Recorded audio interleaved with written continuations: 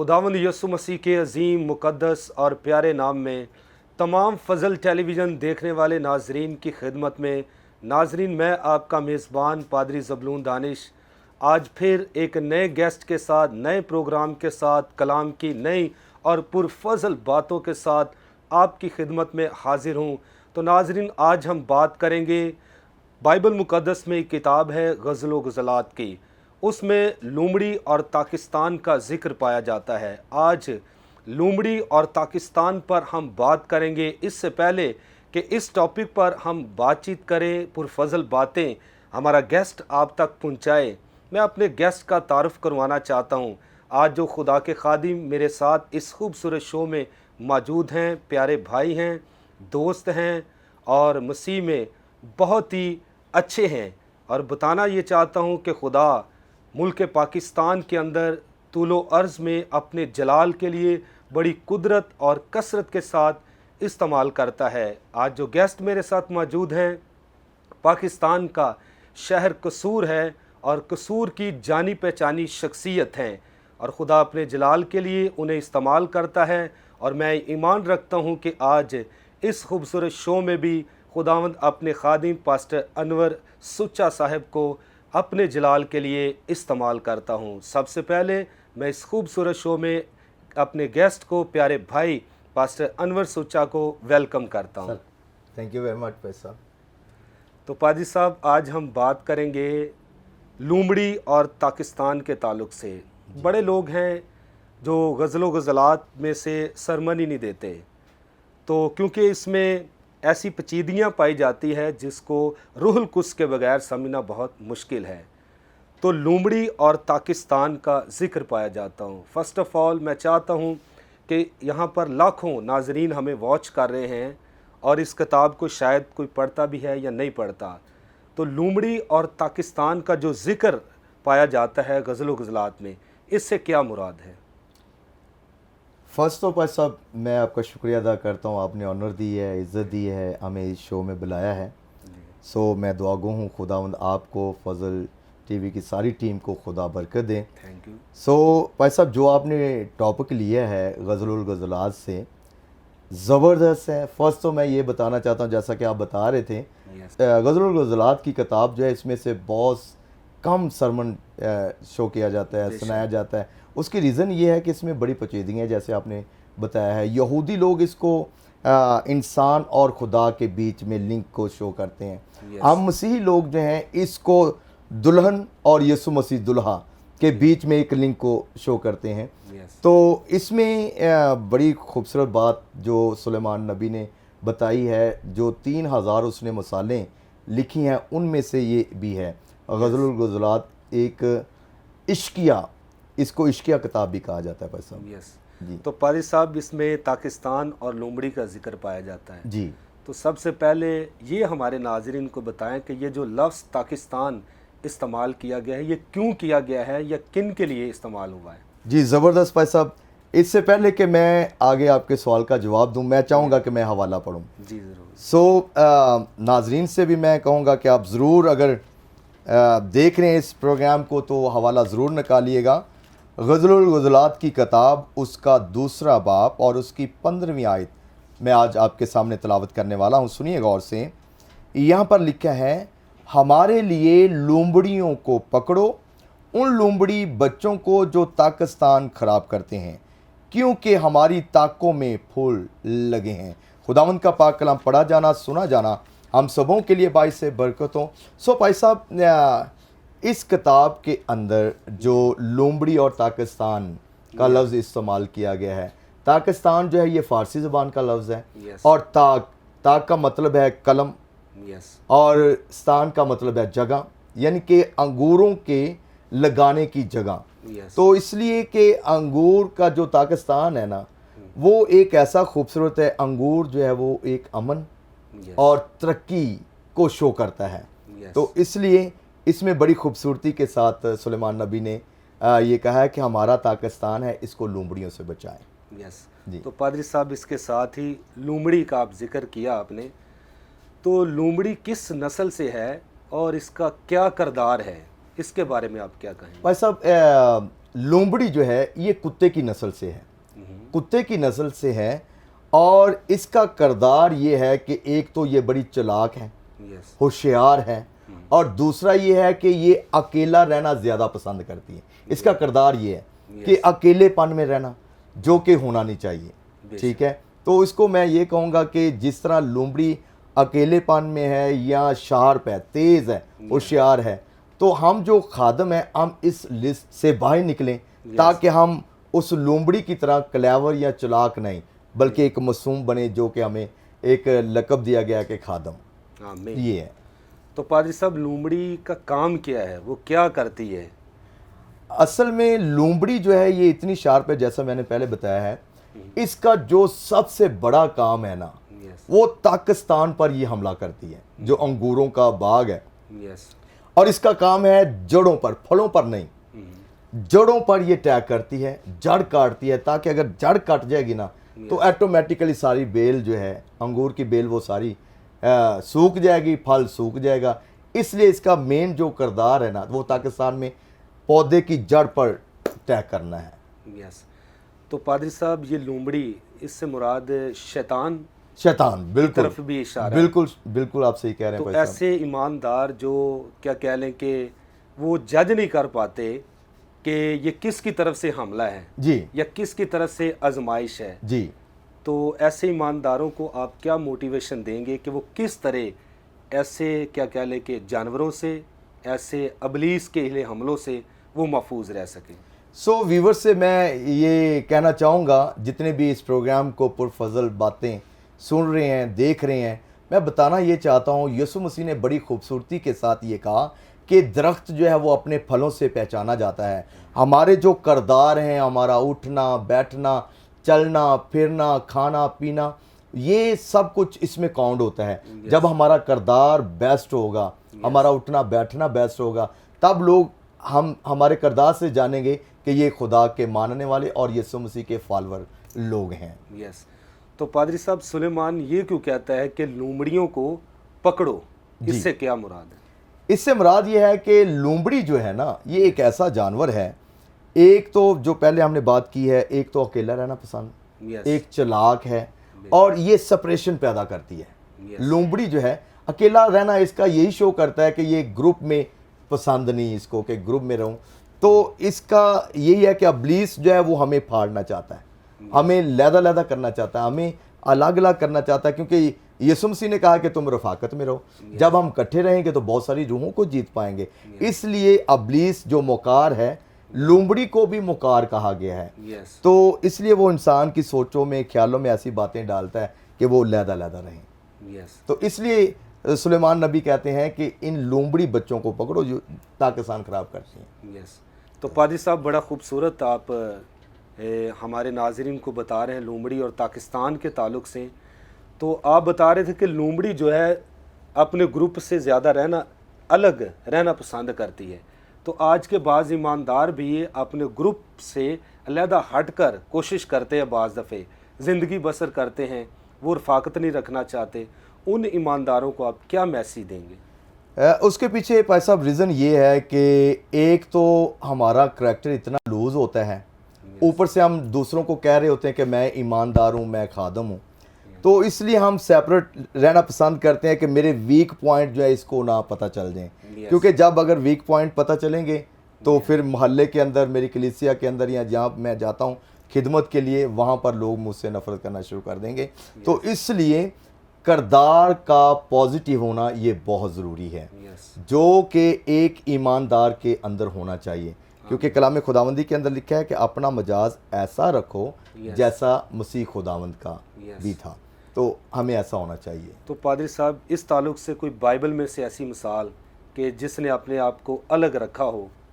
अब हम अगर बाइबल मुकद्दस में देखते हैं उस औरत की जो सामरी औरत कहलाती है, अब देखें कि इतना बड़ा गांव है उसका, और उसका अगर हम करैक्टर पे गौर करें, इतना लूज करैक्टर है कि 5 शादियां उसने की हुई हैं। जिसका करैक्टर इतना लूज होगा ना, वो दूसरे से लहदा रहने की कोशिश करेगा, ताकि मेरे वीक पॉइंट जो मैंने पहले बात आपको बताई है भाई साहब। तो अब वो अकेली इसलिए आती है कि मैं अगर दूसरों के साथ, एक तो ये है कि वो अपने ऐब छुपाने के लिए, दूसरा ये है कि जिसका करैक्टर लूज होता है, लोग उसके साथ कम्युनिकेशन भी नहीं रखना चाहते, Yes. उससे दूर ही हटना चाहते हैं, यार इसकी वजह से मेरी पर्सनालिटी पे कोई प्रॉब्लम ना आए, तो इसलिए वो अकेली जाती है पानी भरने के लिए, उसका लिंक ही नहीं है। लेकिन आज के ईमानदार को चाहिए कि वो रफाकत में रहें, एक दूसरे के साथ मिलजुल कर रहें। अब देखें, जब उसने सच्चाई को जाना ना, Yes. अब जो अकेलेपन में आई है, सेकंडली हम देखें उसका दूसरा रुख देखें, वो अपने पूरे गांव को यीशु मसीह के पास लेके आई। आमीन। तो ये Praise ग्रुप God. का ये फायदा है Yes. कि हम दूसरों को भी यीशु के पास ला सकते हैं। तो थैंक यू वेरी मच पादरी साहब। तो नाजरीन, आपने बड़ी खूबसूरत मिसाल सुनी है कि खुदा के खादमी ने कहा है कि जो लोमड़ी है वो अकेले रहती है और ये कुत्ते की नस्ल से है, और हम देखते हैं कि कुत्ते की खसलत या कुत्ते की नेचर दूसरों से हट कर होती है। तो एक ईमानदार होते हुए हमें चाहिए कि बाइबल बताती है कि रफाकत रखने से बाज ना हो। हमें ईमानदारों के साथ ज़्यादा वक्त गुजारने की ज़रूरत है। जब हम अलग हो जाते हैं तो कोई ना कोई फॉल्ट हमारी ज़िंदगी में होता है, कोई ना कोई गुनाह होता है, जिस सबब से हम अपने भाइयों से, दोस्तों से, पासबानों से दूर रहना पसंद करते हैं। अगर आप रफाकत में रहेंगे और रूहुल कुद्स के ताबे रहेंगे, और मेरा ईमान है कि आप बरकतों से मालामाल होंगे और आप तरक्की करते जाएंगे। तो नाज़रीन, यहाँ पर वक्त हुआ चाहता है एक ब्रेक का, लेंगे एक शॉर्ट ब्रेक और मिलते हैं ब्रेक के बाद।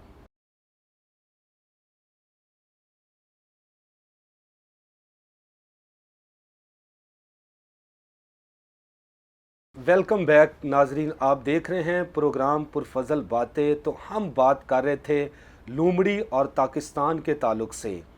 तो ब्रेक पर जाने से पहले सामरी औरत की मिसाल खुदा के खादिम ने दी है।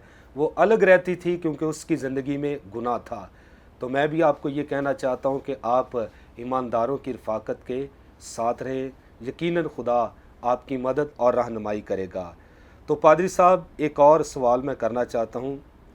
जो पाकिस्तान लगाया जाता है और उसके इर्द गिर्द बाड़ लगाई जाती है, इस बाड़ की क्या वजह है, ये हमारे नाज़रीन को बताएं कि बाड़ लगाना क्यों ज़रूरी है और क्यों लगाई जाती है। मैं पास्टर साहब आपको बताना चाहता हूँ, और तमाम जो प्रोग्राम पुरफजल बातें देख रहे हैं, सुन रहे हैं, पाकिस्तान के चगिर्द बाड़ इसलिए लगाई जाती थी ताकि कोई बगैर जाज के उस पाकिस्तान में अंगूरों के बाग के अंदर या कोई और भी फसल है उसमें वो बगैर जाज के दाखिल ना हो सके, ताकि ये हमारी फसल चोरों से और जो जानवर फसल को ख़राब करते हैं ना, उससे हमारे इन फसल को बचाया जा सके। इसलिए बाढ़, और ईमानदारों की जो सबसे बड़ी हिफाजत करने वाली वो उसकी दुआ है, जो उसको बाढ़ के तौर पर जो है वो काम करती है, उसकी हिफाजत करती है ताकि अबलीस के हमलों से बचा जा सके। तो पादरी साहब, एक बात मैंने भी सुनी है, कई सालों से सुन रहे हैं, ये जो पाकिस्तान के बाग हैं जी, ये कहा जाता है कि ज़्यादातर फ़लस्तीन में। अगर ऐसा है तो ये फ़लस्तीन में ही पाकिस्तान के बाग क्यों बहुत ज़्यादा? इसके बारे में आप हमारे नाज़रीन को क्या कहेंगे? इसमें भाई साहब जो सबसे बड़ी बात है, जो फ़लस्तीन का आबो हवा है ना, वो बड़ी मौजू है अंगूरों के लिए, अंगूरों के बागात के लिए।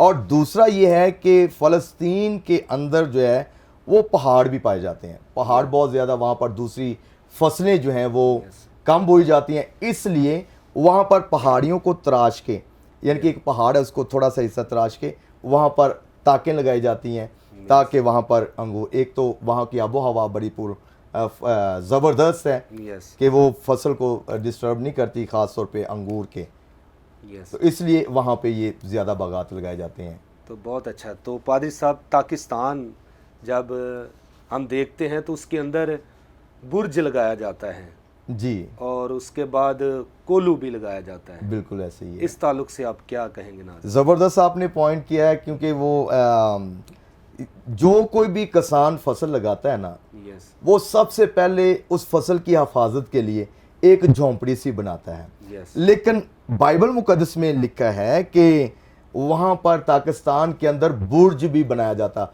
बुर्ज एक ऊंची जगह होती है, ठीक है, ऊंची जगह होती है, तो वहाँ पर एक निगाहबान बैठता है। निगाहबान जो है वो ऊपर बैठकर अपनी फसल को चारों तरफ देखता है कि कोई दुश्मन, कोई चोर, कोई जंगली जानवर मेरी फसल में घुसकर उसको ख़राब तो नहीं कर रहा। इसलिए ये निगाहबानी के लिए एक ऐसी जगह बनाई जाती थी ताकि वहाँ पर जो चौकीदार है वो बैठकर निगाहबानी करें। तो खादम एक निगाहबान है, इसलिए कलीसिया उसका ताकिस्तान है, तो उसको चाहिए कि वो चारों तरफ से अपनी नज़र को घुमा कर रखे ताकि मेरा ताकिस्तान ख़राब ना हो। तो पादरी साहब, एक ईमानदार को या पासबान को पाकिस्तान में तो बुर्ज लगाया जाता है, चारों तरफ निगाह जाती है, तो एक ईमानदार किस तरह निगाहें लगा सकता है अपनी कलीसिया को देखने के लिए कि कोई लूमड़ी तरह, जानवर तरह, कोई ऐसा शैतान कोई हमला ना कर दे तो कलीसिया के अंदर क्या कह लें कि बर्बादी शुरू हो जाए? तो किस तरह निगाहें लगाए? क्या दुआ के ज़रिए, कलाम के ज़रिए? आप क्या कहेंगे? एक तो ये है कि बाइबल मुकद्दस में लिखा है कि जो खादम है ना, उसको निगाहबान का ओहदा दिया गया है, जो हम बात कर रहे हैं इसी पे। तो जो निगाहबान होता है वो सोता नहीं है, जो चौकीदार होता है ना वो सोता नहीं है, उसकी नज़र चारों तरफ होती है। और अगर निगाहबान, हम जो खादम है, सबसे बड़ी बात है जो हमें चुकन्ना रख सकती है वो दुआ है। हम दुआ करें, ज़्यादा से ज़्यादा टाइम खुदा को दें, रोज़ा रखें। उसके बाद जो अपनी फसल, अपने पाकिस्तान की निगाहबानी के लिए जो सबसे बड़ी बात है वो ये है कि हम विज़िट पे रहें, अपनी कलीसिया के विज़िट पे, किसी दूसरी कलीसिया के नहीं, अपनी कलीसिया जो खुदा ने हमें सौंपी है। हम देखते रहें कौन क्या, बेटे क्या कर रहे हैं, बेटियां क्या कर रही हैं, उनको फिर गाय बगाए हम गाइड करें, बेटे ऐसे नहीं, ऐसे नहीं, ऐसे नहीं, सही बातें उनको पॉजिटिव माइंड में बताएं। तो पादरी साहब, एक और सवाल है।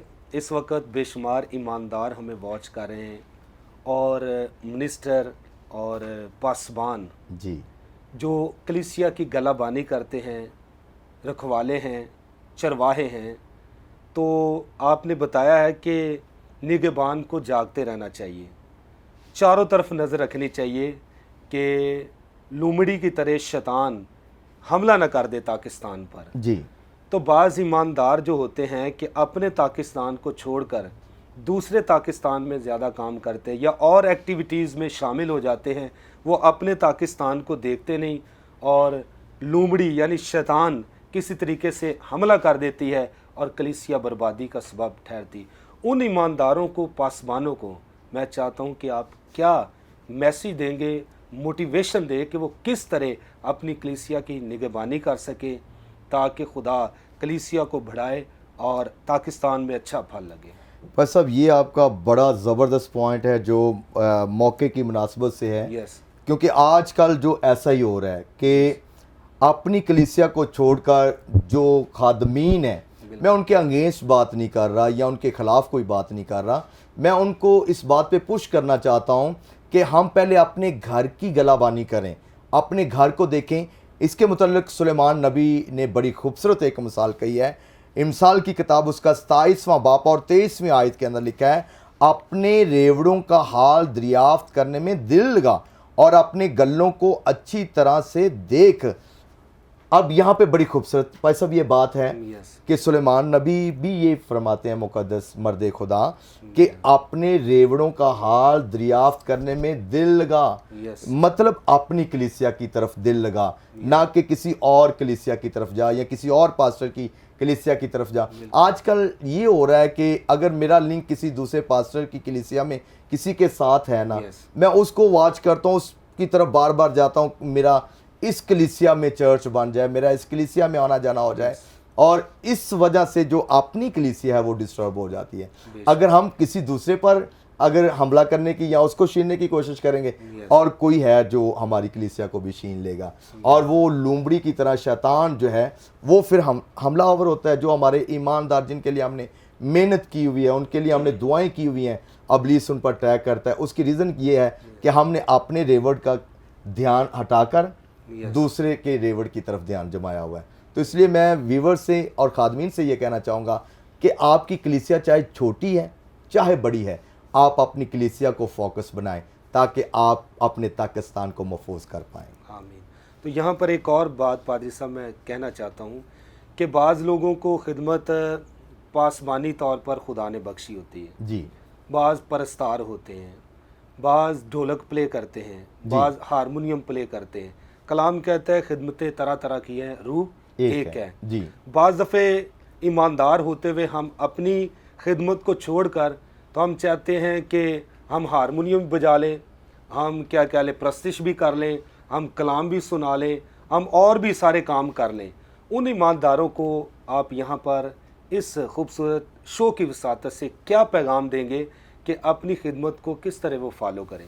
कलाम खुदावंदी के अंदर लिखा है कि सबसे पहली बात हम में परख की रूह होनी चाहिए।